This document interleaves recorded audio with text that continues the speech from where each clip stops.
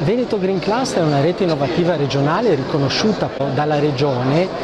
e che sostanzialmente trova la sua missione nella valorizzazione di tutti i prodotti secondari, cioè tutti quei prodotti prevalentemente di origine industriale che sarebbero destinati ad un conferimento in discarica, quindi al loro non utilizzo o ai costi di gestione di questi rifiuti, e invece questi rifiuti diventano delle risorse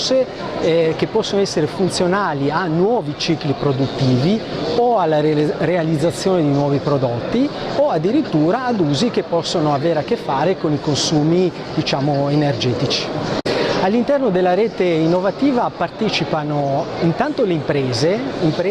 multisettoriali, quindi che hanno a che fare con diversi, diciamo, settori produttivi, fanno parte gli atenei e quindi gli organismi di ricerca nelle loro declinazioni private o pubbliche, e fanno parte anche le istituzioni,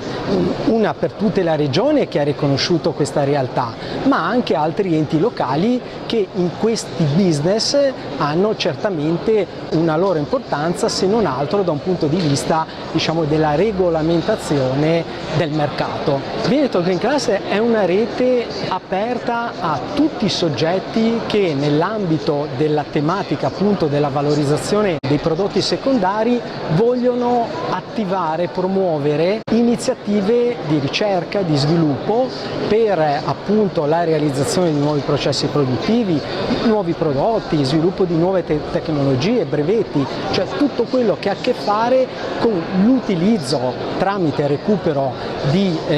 sostanzialmente rifiuti di origine industriale, quindi tutte attività che sono propedeutiche alla valorizzazione in nuovi business di questi prodotti. Quindi è una rete assolutamente aperta sia ai privati che ai pubblici.